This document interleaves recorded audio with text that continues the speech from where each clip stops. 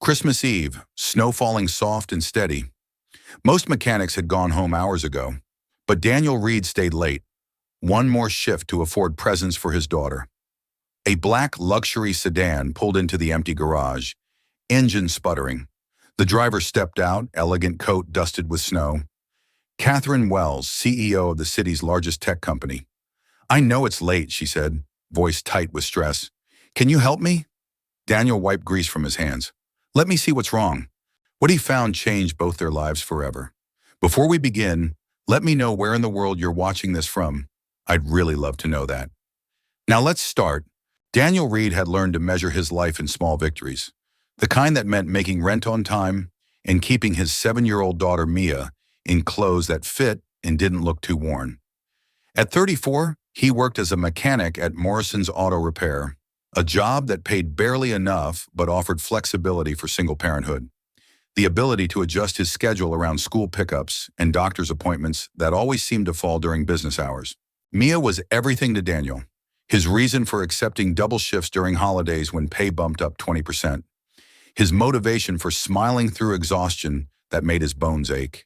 She had her mother's bright spirit and her father's stubborn optimism, combined with an infectious laugh that made even their cramped apartment feel like somewhere worth calling home. Her mother had left when Mia was 2, unable to handle the reality of parenthood's demands, leaving Daniel with a baby in determination to prove that one parent could be enough.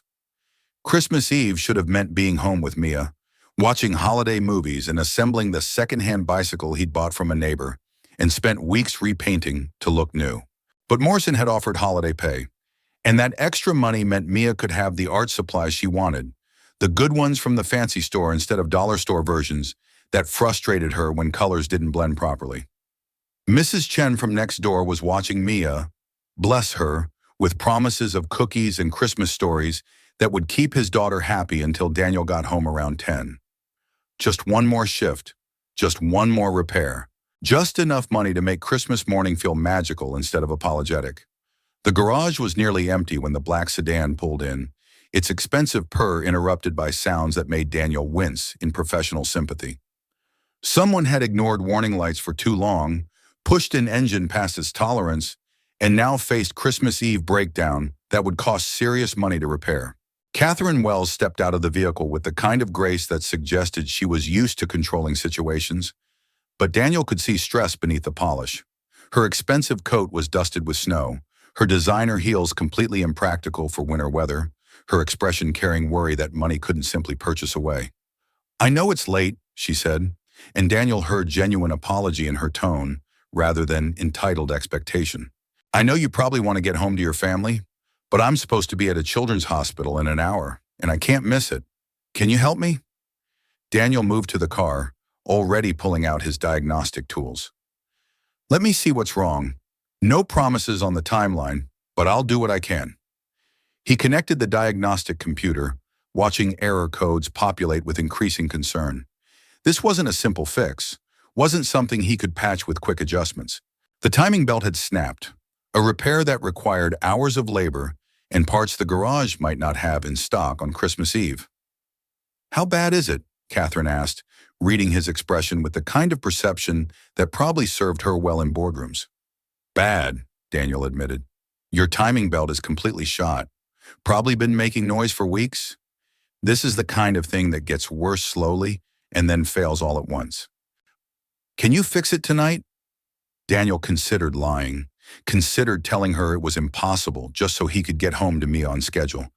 But something about the desperation in Catherine's voice, the way she'd mentioned a children's hospital rather than a party or social obligation, made him pause. "What's at the hospital?" he asked instead of answering her question directly. Catherine's professional mask slipped slightly. "Annual Christmas visit. I sponsor the pediatric wing, but more importantly, I promised 30 kids I'd be there tonight to deliver presents personally. Some of them are really sick. Some of them might not see another Christmas. I can't let them down because I ignored my car's warning lights." Daniel thought about Mia, about how disappointed she'd be if he was even later than planned.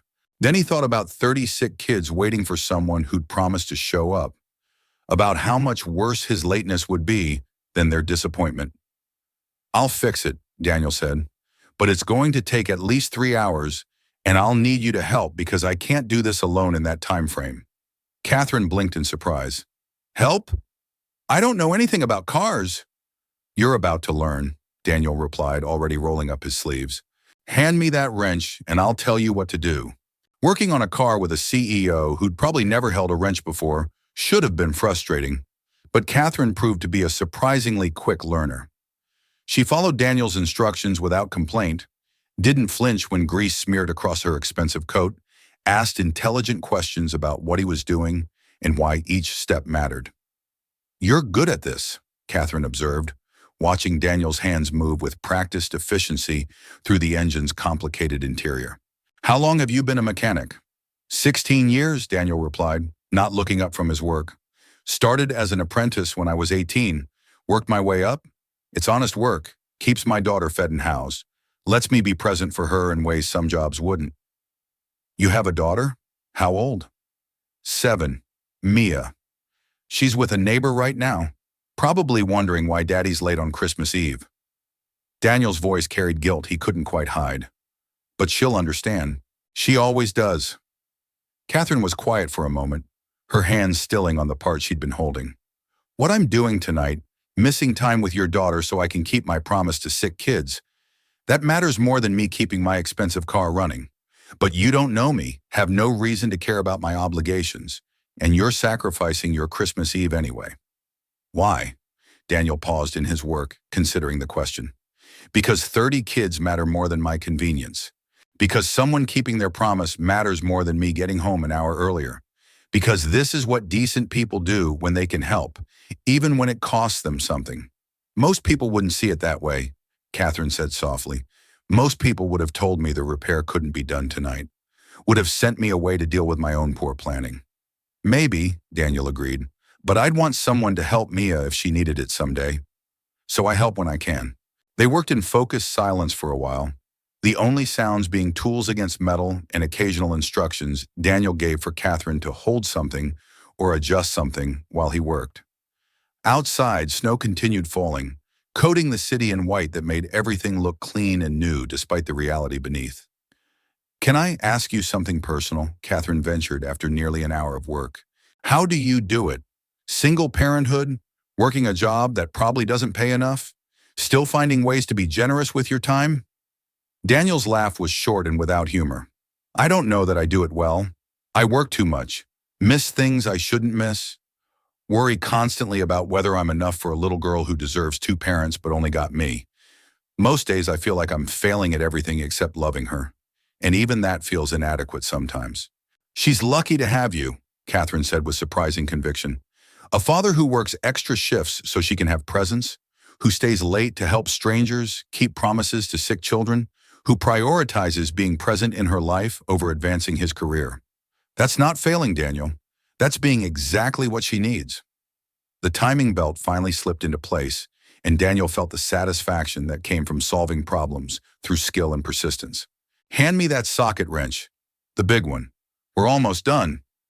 Catherine passed him the tool, watching as he made final adjustments that would get her to the hospital on schedule. "What can I do to thank you? I know mechanics charge holiday rates, but this is beyond normal service. Name your price." "Don't insult me," Daniel said, his voice carrying an edge that made Catherine flinch. "I didn't do this for money. I did it because it was right. Pay the normal rate for the repair, and that's enough." "I didn't mean to offend you," Catherine said quickly. I'm not used to people helping without expecting something in return. In my world, everything is transactional. Generosity always comes with strings attached." Daniel finished the repair, wiping his hands on a rag that was already beyond salvation. "Then you've been spending time with the wrong people. Not everyone wants something from you besides basic human decency." Catherine started her car, the engine purring smoothly now, all warning lights extinguished. She sat in the driver's seat looking at Daniel through the open door, her expression complicated in ways he couldn't read. "Come with me," she said suddenly, "to the hospital. Let me show you what your sacrifice tonight made possible. I need to get home to Mia. Call your neighbor, ask if she can stay a little longer. Please, Daniel, I want you to see why tonight mattered. Why your choice to help a stranger kept promises to children who don't have many reasons to believe in people keeping their word. Daniel hesitated, torn between the schedule he'd promised Mia and curiosity about what Catherine's Christmas visit entailed. Finally, he pulled out his phone and called Mrs. Chen, who answered with her characteristic warmth. "Mrs. Chen, I'm running a bit later than expected. Can Mia stay with you another hour or so?" "Of course, Daniel. She's already asleep on the couch anyway, worn out from decorating cookies. Take your time." Daniel hung up, looking at Catherine with resignation and interest mixed together. "1 hour, then I need to get home." "1 hour," Catherine agreed. "Get in. Let me drive you somewhere that'll make you understand why tonight mattered more than you realize." The children's hospital was decorated with lights and garlands that fought against the sterile institutional feeling that hospitals carried regardless of season. Catherine led Daniel through corridors with practiced familiarity, stopping to greet nurses and doctors by name, clearly someone who spent significant time here, rather than just making token annual appearances. The pediatric wing was quieter than Daniel expected. Most children already asleep or close to it. But in the common room, a group of kids ranging from perhaps 5 to 12 years old waited with barely contained excitement. Some in wheelchairs, some with IVs attached, all with expressions that suggested they'd been watching the door for hours. "She came!" one little girl squealed, her voice weak but her smile brilliant. "Ms. Kate came like she promised." Catherine's professional demeanor dissolved into something genuine and warm as she knelt to hug the girl carefully, mindful of the tubes and wires keeping her connected to monitoring equipment. "Of course I came, Lily. I promised, didn't I? And this is my friend Daniel. He fixed my car so I could get here on time." For the next hour, Daniel watched Catherine transform from polished CEO into someone completely different. She knew every child's name, remembered details about their interests and fears, asked questions that showed she'd been listening during previous visits. She distributed presents personally, explaining what each gift was and why she'd chosen it specifically for that child. "This is Emily," Catherine said, introducing Daniel to a girl who looked about Mia's age, her head wrapped in colorful scarves that couldn't quite hide the absence of hair beneath. "She loves drawing, just like someone else's daughter I've heard about tonight." Emily showed Daniel her sketchbook, filled with imaginative creatures and colorful landscapes that demonstrated real talent. "Ms. Kate got me the professional colored pencils I wanted, the ones real artists use. Now my drawings can look exactly how I imagined them." Daniel felt his throat tighten watching this child's joy over art supplies. The same art supplies he'd been planning to get for Mia with his Christmas Eve overtime pay. The parallel wasn't lost on Catherine, whose expression suggested she'd made the connection deliberately. When the hour ended and nurses began encouraging children toward bed, Catherine led Daniel back toward the parking lot in silence that felt heavy with unspoken thoughts. "Thank you for coming," she said finally, "for fixing my car, for sacrificing your time, for letting me show you why tonight mattered. Those kids," Daniel's voice was rough, "some of them aren't going to make it, are they?" "No," Catherine admitted quietly. "Emily probably won't see another Christmas. Lily's prognosis is slightly better, but still uncertain. That's why I come every year, why keeping this promise matters more than anything else on my calendar. Because for some of them, this is their last Christmas, and I want them to have at least one adult who kept her word." They reached her car, Daniel's truck parked nearby. Snow had accumulated on windshields requiring clearing before either could drive. They worked in parallel silence, brushing snow away with cold hands, both processing the evening in their own ways. "What you did for those kids," Daniel said finally.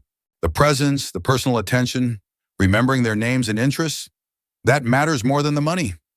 They'll remember that someone saw them as individuals, not just sick kids to be pitied." "What you did for me tonight," Catherine replied, "letting a stranger disrupt your Christmas Eve, working 3 hours for normal pay when you could have charged triple, coming with me to understand why it mattered, that's the kind of generosity that restores faith in humanity." "Sure," said Team. She pulled out her business card, pressing it into Daniel's grease-stained hand. "I'm serious about wanting to thank you properly, not with money since that offends you, but with something meaningful. Call me after the holidays. Let me figure out how to pay forward the kindness you showed me tonight." Daniel pocketed the card without looking at it, assuming it was polite gesture from someone who'd forget about the mechanic who helped her within days of returning to her regular life. Just keep going to see those kids, that's thanks enough. But as he drove home through snow-covered streets, Daniel couldn't stop thinking about Emily's joy over art supplies, about Catherine's transformation from CEO to someone genuinely present with dying children, about how one impulsive choice to help a stranger had revealed a world he'd never seen before. If you believe that sometimes the smallest acts of kindness create ripples that change everything, share your thoughts below. Christmas morning with Mia was everything Daniel had hoped for despite his late night. She loved the refurbished bicycle, didn't notice or care that it wasn't brand new, just saw that Daddy had gotten her exactly what she'd asked for. The art supplies were wrapped beneath the tree, cheaper versions than the professional grade Emily had received. But Mia's squeal of delight suggested she couldn't tell the difference. "Daddy, these are perfect. Now I can draw anything."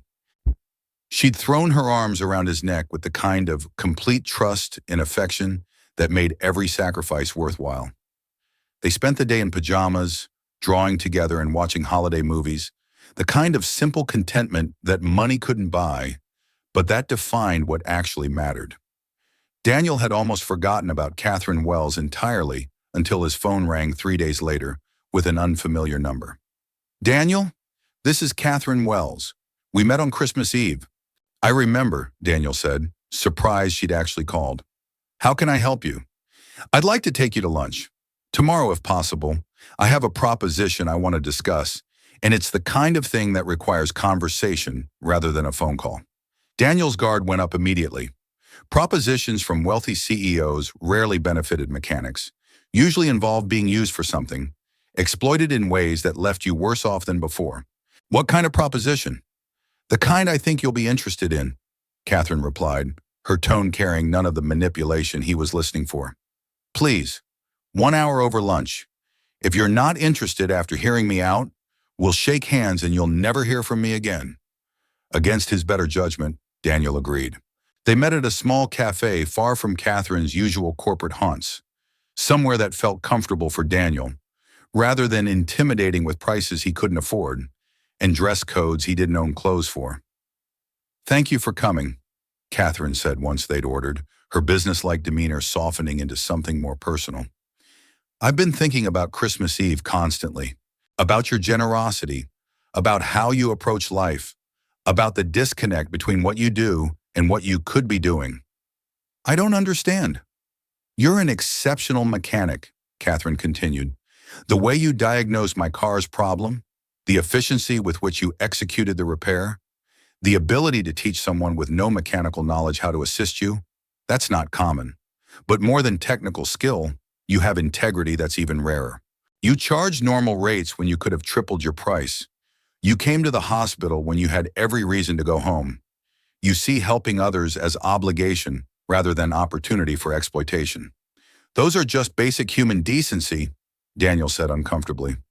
"No," Catherine corrected firmly. "They're exceptional character traits that most people claim to have, but few actually demonstrate when it costs them something. Daniel, I run a company with 3,000 employees.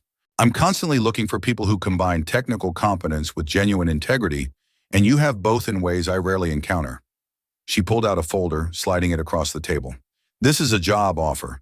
Head of our corporate fleet maintenance, managing a team of mechanics who service company vehicles. Salary is 3 times what you make now. Full benefits, including healthcare and college savings plan. Flexible hours that would let you be present for Mia. Opportunities for advancement into operations management if you're interested." Daniel stared at the numbers in the folder, figures that seemed impossible. Salary that would mean Mia could have new clothes instead of thrift store finds, could have the professional art supplies instead of cheap alternatives, could have the stability that every child deserved, but his daughter had lived without for too long. "Why?" The question came out suspicious rather than grateful. "You don't know me. One interaction on Christmas Eve and you're offering me a position that would change my entire life? People don't do that without reasons that benefit them more than the person they're supposedly helping." Catherine leaned back, her expression understanding rather than offended. "You're right to be skeptical. In your position, I would be too. So here's the complete truth. Yes, I need someone with your skills managing our fleet maintenance. Yes, hiring someone with your integrity benefits my company. But also, Christmas Eve reminded me what matters. Those kids at the hospital, they reminded me that we have obligations to pay forward kindness when we have the resources to do so. She pulled out her phone, showing Daniel a photo of Emily, the little girl with cancer who loved to draw. Emily passed away yesterday. The professional colored pencils I gave her were the last present she ever received. Her mother told me she drew pictures until the morning she died, was still sketching when she lost consciousness for the final time. Daniel felt his chest constrict, thinking about that bright little girl, imagining if it had been Mia, considering the fragility of everything he took for granted. Your sacrifice on Christmas Eve gave Emily a few more hours of joy, Catherine continued, her voice thick with emotion she wasn't bothering to hide. Your choice to help a stranger meant a dying child got to draw with the supplies she'd dreamed of having. That matters, Daniel. That matters more than anything else I accomplished this year in business. And I want to work with people who understand that kind of priority. This isn't charity, she added firmly. You're qualified for this position. You're overqualified, actually, which means you'll excel at it. I'm offering you a job you deserve at a company that will benefit from your skills and character. The only unusual aspect is how we met, but sometimes the best opportunities come from unexpected circumstances.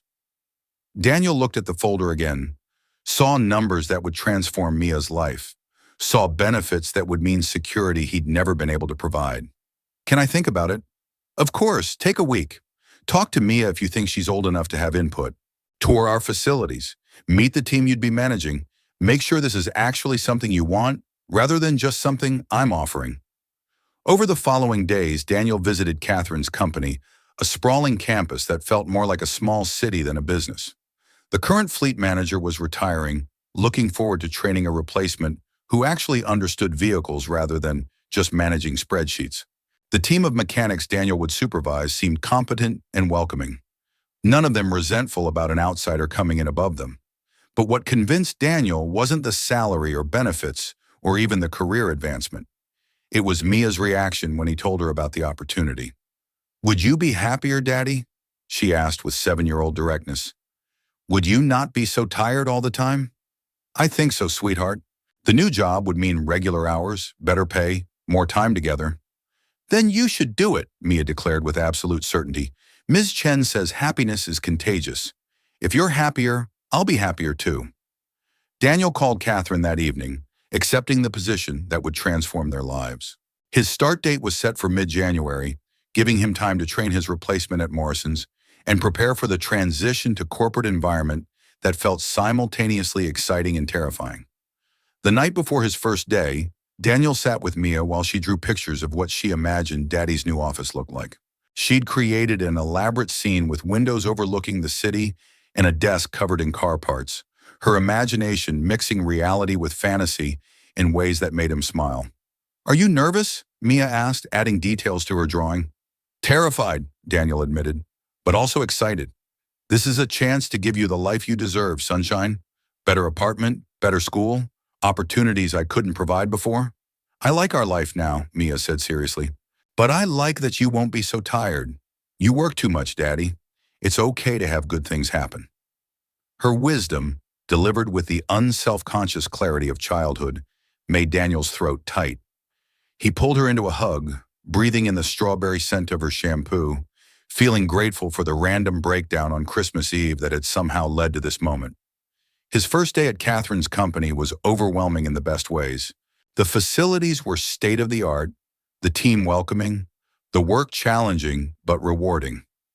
Catherine stopped by his office mid-morning, ostensibly to check if he needed anything, but really, Daniel suspected, to make sure he wasn't regretting his decision. How's it going? She asked, leaning against his doorframe, with less formality than her CEO position suggested. Good. Great, actually. Everyone's been incredibly helpful. I'm glad. Catherine paused, seeming to consider her next words carefully. I wanted to tell you something. Emily's mother called me last week. She found a drawing Emily made the night before she died. It was a picture of a mechanic and a fancy lady standing with a group of children, all of them smiling. Emily titled it, The People Who Kept Their Promises. Catherine's voice broke slightly. Her mother wanted me to have it, said Emily had been talking about the nice man who fixed the fancy ladies' cars so she could visit them. You made an impact that night, Daniel. On Emily, on me, on 30 children who got to see that adults sometimes actually keep their word. I just fixed a car, Daniel said, uncomfortable with praise for doing what felt like basic human decency. You did so much more than that, Catherine replied. You reminded me what matters. You showed me that character isn't about grand gestures, but about small choices to help when you could walk away. And now you're here, starting a new chapter, and I genuinely believe this company will be better for having you. She left him to settle into his new role, but her words stayed with Daniel throughout the day, throughout the weeks that followed, as he learned his position and built relationships with his team. The transition from independent mechanic to corporate manager wasn't always smooth, but it felt right in ways his old job never had, providing both challenge and stability, both career growth and family time. 3 months into his new position, Daniel received an invitation to Catherine's office, a summons that made him nervous despite their growing friendship. CEOs didn't typically call mid-level managers to their offices without reason, and Daniel's mind raced through possibilities as he took the elevator to the executive floor. "Come in," Catherine called when he knocked. "Close the door and sit down. I want to talk to you about something." Daniel sat, trying to read her expression and failing. "Is everything okay?" "More than okay," Catherine replied. "Daniel, you've exceeded every expectation I had when I hired you. Your team's efficiency is up, morale has improved, and you've implemented changes that are saving us significant money while improving service quality. But more importantly, you've brought something intangible to this company, a culture of integrity and care that's influencing people beyond just your immediate team." "Thank you," Daniel said, unsure where this was leading. "I'm promoting you," Catherine announced, Director of Operations overseeing not just fleet maintenance but all facilities management. Significant salary increase, larger team, more responsibility, and a position on my senior leadership team. Daniel stared at her, processing words that didn't seem real. "Catherine, I've been here 3 months. You can't promote someone that fast. People will think I'm getting special treatment because we're friends." "People can think whatever they want," Catherine replied calmly. "You've earned this promotion through results and character. And yes, we are friends, but that's not why I'm promoting you. I'm promoting you because you're the best person for the job." She pulled out Emily's drawing, the one the little girl had made before dying. "You see this? This is why I trust you with more responsibility. Because you understand that business isn't just about profit margins and efficiency metrics. It's about people, about keeping promises, about building something that matters beyond quarterly earnings." Daniel looked at the picture, seeing the mechanic and the fancy lady standing with smiling children, all rendered in Emily's distinctive style. "She captured something true," he said quietly. "About that night, about what actually mattered." "She captured you," Catherine corrected. "The person who stays late to help strangers, who teaches CEOs how to hold wrenches, who understands that some promises matter more than convenience. That's who I want helping lead this company." Daniel accepted the promotion, knowing Mia would be thrilled and also slightly skeptical that Daddy could keep getting promoted this fast. But he also accepted something else, something harder to articulate. The idea that one choice on Christmas Eve, one decision to help rather than go home, could create ripples that kept expanding into opportunities he never would have imagined. If you believe that integrity creates its own opportunities, subscribe to Solo Parent Stories for more stories that remind us character matters more than credentials. 6 months into Daniel's new role, the company faced a crisis that would test everything Catherine had built and everything Daniel had learned. A major vehicle accident involving one of their fleet drivers created not just immediate tragedy, but potential legal and reputational disaster that threatened the company's fundamental integrity. The driver had been operating a company vehicle while intoxicated, killing a pedestrian and critically injuring 2 others. Initial investigations suggested the driver had a history of substance abuse that should have been flagged during hiring, but somehow had slipped through screening processes. Media coverage was brutal, painting Catherine's company as negligent, prioritizing profit over safety, failing basic responsibilities to public welfare. Catherine called an emergency leadership meeting, her face showing strain Daniel had never seen before. I need complete transparency about how this happened. No covering for departments, no protecting reputations, just truth about where our systems failed and how to ensure it never happens again. The meeting devolved into finger-pointing within minutes, executives blaming HR for inadequate screening, HR blaming operations for poor supervision, operations blaming finance for cutting safety training budgets. Daniel watched Catherine's expression grow increasingly frustrated as people who were supposed to lead demonstrated more interest in avoiding responsibility than accepting it. Finally, Daniel spoke up, his voice cutting through the defensive arguing. This is my failure. Fleet operations reports to me. This driver was part of my domain, which means his screening, his supervision, his conduct, those all fall under my responsibility. I should have caught this before it became tragedy. The room went silent, executives staring at Daniel with expressions mixing shock and calculation, clearly wondering if he'd just provided them with a convenient scapegoat for systemic failures. With respect, Daniel, Catherine said carefully, you've been in this role 6 months. You didn't design our screening processes, didn't hire this driver, didn't create the conditions that allowed this to happen. But I'm responsible for fleet operations now, Daniel insisted, which means when something goes wrong in my domain, I own it. That's what leadership means, isn't it? Taking responsibility rather than deflecting? Catherine's expression shifted from frustrated to something Daniel couldn't quite read. Everyone else out, now, except Daniel. The room cleared quickly, executives grateful to escape what was clearly about to be a difficult conversation. When they were alone, Catherine moved to the windows overlooking the city, her shoulders tight with tension. That was either incredibly brave or incredibly stupid, she said without turning around. Probably both. You just gave the board perfect justification to fire you, to make you the public sacrifice that lets everyone else escape accountability. I know, Daniel replied, but it's the truth. I'm responsible for fleet operations. This happened on my watch, in my domain. Taking responsibility is the right thing to do, even if it costs me everything. Catherine turned to face him, her eyes bright with emotion she was struggling to control. Do you remember Christmas Eve, when you fixed my car so I could keep my promise to dying children? You said decent people help when they can, even when it costs them something. I remember. You're doing it again, Catherine said, her voice thick. Helping by taking responsibility, even though it costs you your career, possibly your reputation, definitely the stability you've built for Mia. That's the kind of integrity that's so rare I'd forgotten it could exist in corporate environments. What are you going to do? Daniel asked, needing to know if this was goodbye, if his moment of honesty had just destroyed everything he'd built. I'm going to take responsibility too, Catherine replied. Above you, beside you, with you. This is my company, my leadership team, my culture. If we failed to prevent this tragedy, that failure ultimately reflects on me. So we're going to fix it together, reform our screening processes, implement better supervision systems, create accountability structures that prevent this from happening again. And we're going to do it publicly, transparently, accepting responsibility rather than deflecting it. The board won't like that, Daniel observed. The board can accept my approach or find a new CEO, Catherine said with finality.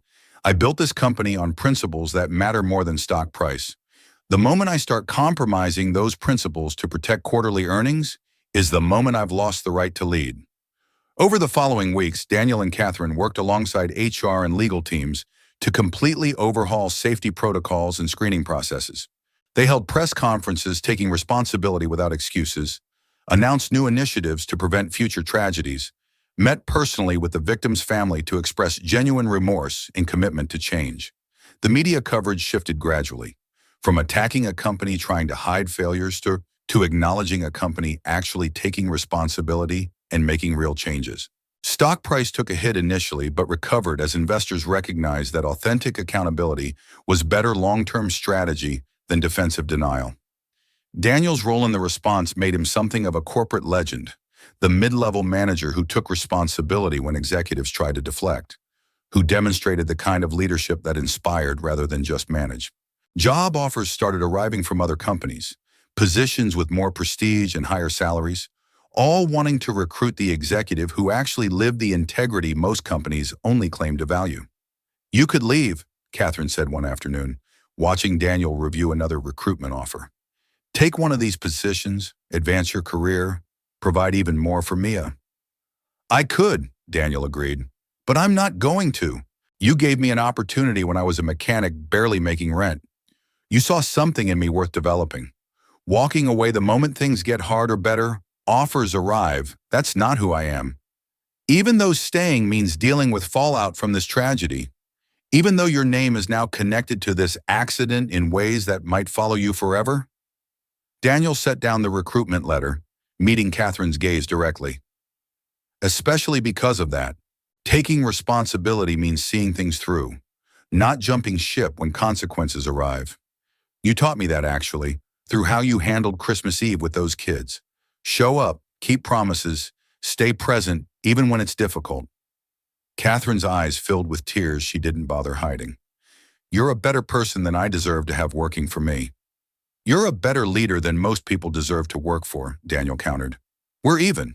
2 years after Christmas Eve changed both their lives, Daniel stood in Catherine's office, watching snow fall outside windows that overlooked the city. The company had recovered from the tragedy, emerging stronger through genuine accountability and reform practices that became industry models. Daniel had been promoted again, now serving as Catherine's chief operating officer, a position that made him second in command of a company he'd once only known as a customer of the auto shop where he worked. I need to tell you something, Catherine said, her voice carrying weight that made Daniel turn from the window to give her full attention. Something I should have told you a long time ago, but couldn't find the right words for. What is it? That night on Christmas Eve when my car broke down and you fixed it, that wasn't random chance. I'd been having problems with the vehicle for weeks, ignoring warning signs because I was too busy to deal with inconvenience. But I knew Morrison's was the only shop still open, and I'd done research on which mechanic would be working late shift. Daniel felt something cold settle in his stomach. You knew I'd be there? You planned this? No, Catherine said quickly. Not like you're thinking. I didn't sabotage my car or manufacture a crisis. But when it broke down, when I realized I needed emergency repair on Christmas Eve, I specifically drove to Morrison's because I'd heard about you.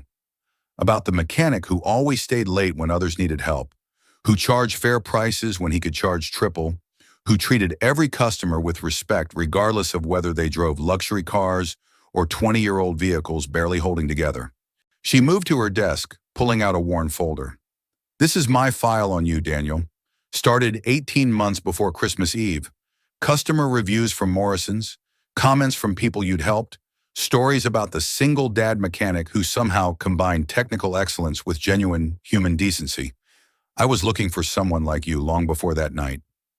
Daniel stared at the folder, feeling betrayed in ways he couldn't articulate. So the job offer, the promotions, all of it was planned? I was some kind of project. You were someone whose character I'd been watching, Catherine corrected gently. Someone I believed deserved opportunities matching his integrity. But Daniel, everything that happened after Christmas Eve was earned. The promotions, the trust, the responsibilities I've given you, those came from your performance, not from some predetermined plan. Why are you telling me this now? Catherine's expression shifted to something vulnerable. Because I'm dying. The words hit Daniel like physical force, driving air from his lungs. What? Same congenital heart condition that killed Emily's mother. Genetic, progressive, no cure. I've known for 3 years, been managing it with medications and lifestyle changes that bought me time but can't stop the inevitable. She pulled out medical files, her hands trembling slightly. I have maybe 6 months, a year if I'm lucky, and before I run out of time, I needed you to know the truth. About Christmas Eve, about why I hired you, about everything. Catherine, Daniel's voice broke. Why didn't you tell me sooner? Because I needed you to believe in your own worth, Catherine said, tears streaming down her face now. I needed you to understand that your success came from who you are, not from my manipulation or charity. And I needed time to ensure you'd be ready for what comes next. She pushed papers across the desk, legal documents with Daniel's name prominently featured. I'm making you CEO. The board approved it this morning. When I'm gone, you'll run this company. Not as temporary solution or placeholder, but as the permanent leader who understands what actually matters. Daniel couldn't breathe, couldn't process information, coming too fast and too devastating. You can't just make me CEO. I was a mechanic 2 years ago. I don't have business degrees or corporate experience or any of the credentials. You have integrity, Catherine interrupted firmly. You have courage to take responsibility when others deflect. You have wisdom to prioritize people over profit margins. You have heart to remember that business exists to serve human needs, not the other way around. Those aren't credentials you get from MBA programs, Daniel. They're character traits I spent years searching for and finally found in a mechanic who stayed late on Christmas Eve. Daniel was crying now, tears he couldn't control streaming down his face. I'm not ready for this. I can't lose you and take on running your company and figure out how to be everything you believe I am. You're more ready than you know, Catherine said, moving around the desk to embrace him. And you won't be alone. I'm leaving you the best leadership team money can buy. Advisors who will help with the areas where you lack experience, and a company culture built on principles we both believe in. She pulled back, her hands on his shoulders, forcing him to meet her eyes. That night on Christmas Eve, you asked me why I was going to the hospital. I said I'd promised 30 sick children I'd be there. But the real truth was harder. I was going because I know what it's like to be dying, to feel time running out, to desperately need evidence that life has meaning beyond what we accumulate. Those children reminded me why my time matters, Catherine continued. And you, Daniel Reed, you gave me 2 extra years of purpose by joining this company and helping me build something that actually reflects my values. You gave me proof that character isn't extinct, that integrity can succeed in corporate environments, that sometimes mechanics who stay late on Christmas Eve become the leaders the world desperately needs. Daniel held her while they both cried. Grief and gratitude and love that transcended professional relationships tangled together in ways neither could separate. What do I tell Mia? Daniel asked finally. She adores you. Losing you will devastate her.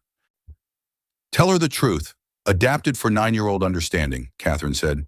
Tell her I'm sick and running out of time, but that the time we've had together has been gift beyond measure. Tell her I'm grateful for every drawing she's made me, every story she's told me, every hug she's given me. Tell her that knowing her has been one of my life's greatest joys. She'll want to say goodbye. Good, Catherine smiled through tears, because I want to say goodbye too, to both of you. Properly, with time to express everything I feel but rarely say. Over the following months, Daniel watched Catherine fade with the same grace she demonstrated in everything else. She continued working until the day she physically couldn't, using her remaining time to ensure smooth transition and preparing Daniel for responsibilities he still felt inadequate to handle. Mia visited Catherine regularly, bringing drawings and stories and the unself-conscious affection of a child who didn't fully understand death but understood love completely. She'd sit beside Catherine's bed, reading aloud from her favorite books, her young voice filling rooms where machines beeped and nurses moved quietly. Promise me something, Catherine said one afternoon when Mia had fallen asleep in the chair beside her hospital bed. Promise you'll teach her about that Christmas Eve, about choosing to help even when it costs you something, about keeping promises even when it's inconvenient, about being someone whose character matters more than their credentials. I promise, Daniel said, his hand holding Catherine's with the gentle pressure of someone trying to anchor someone to life through sheer will. And promise you'll believe in yourself, Catherine added. Promise you'll remember that the mechanic who stayed late on Christmas Eve has everything necessary to lead this company with the integrity it deserves. I promise, Daniel whispered. Catherine died 3 weeks later, peacefully in her sleep, surrounded by the few people she'd allowed into her carefully guarded heart. Daniel spoke at her funeral, his voice breaking as he told the story of Christmas Eve, of a CEO who demonstrated more character in crisis than most people showed in comfort. The transition to CEO was harder than anything Daniel had experienced, complicated by grief and imposter syndrome and the weight of expectations from people who questioned whether a former mechanic could actually lead a major corporation. But Catherine had been right. The principles that made him stay late on Christmas Eve, that made him take responsibility during crisis, that made him prioritize people over convenience, those same principles served him well in the corner office. 5 years after that Christmas Eve changed everything. Daniel stood at Morrison's auto repair with Mia, now 14 and already showing the integrity and compassion that made her father proud beyond words. "This is where I used to work," Daniel told her, looking at the garage that seemed smaller than he remembered. "Where I met Catherine, where everything changed." "Because you stayed late," Mia said, understanding the story's significance, even though she'd heard it countless times. "Because I stayed late," Daniel confirmed. "Because sometimes the smallest choices create the biggest changes. Because character matters more than credentials, more than convenience, more than anything except love." They stood together in falling snow, father and daughter watching mechanics work on cars the way Daniel had once worked. Their lives ordinary and beautiful and full of potential for moments that could change everything. "Do you miss her?" Mia asked quietly. "Every day," Daniel admitted. "But I try to honor her by being the leader she believed I could become, by staying late when someone needs help, by keeping promises even when it's hard, by remembering that success means nothing if you've forgotten why you're working toward it." Mia slipped her hand into his. "She'd be proud of you, Daddy. I'm proud of you, too." Daniel squeezed his daughter's hand, feeling Catherine's presence like warmth against the winter cold. The CEO who'd seen potential in a mechanic, who'd given him opportunities he never imagined, who'd taught him that integrity created its own path forward regardless of where you started. "I love you, sunshine," he said to Mia. "I love you too, Daddy." And in the falling snow, with mechanics working and cars being repaired and ordinary life continuing all around them, Daniel Reed remembered the Christmas Eve that changed everything and felt grateful for every moment since. If you believe that sometimes staying late to help a stranger can change your entire life, subscribe to Solo Parent Stories for more stories that remind us character is destiny.